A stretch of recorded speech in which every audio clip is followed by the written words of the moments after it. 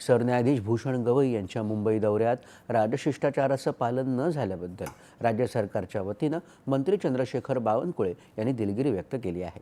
मुख्यमंत्री देवेंद्र फडणवीस हेही याबाबत गवई यांच्याशी संवाद साधणार असल्याचं बावनकुळे यांनी सांगितलं। गवई मोठ्या मनानं क्षमा करतील अशी अपेक्षा बावनकुळे यांनी व्यक्त केली। सबके लिए एक आनंद का दिन है कि हमारे देश के सरन्यायाधीश न्यायमूर्ति भूषण गवई जी बने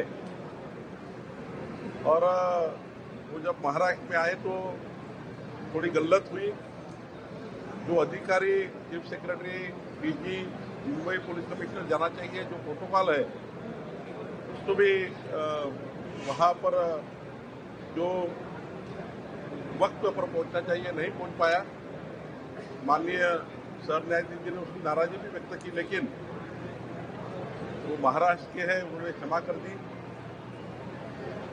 माननीय देवेंद्र जी फडणवीस हमारे मुख्यमंत्री, उन्होंने भी इसकी दखल ली है।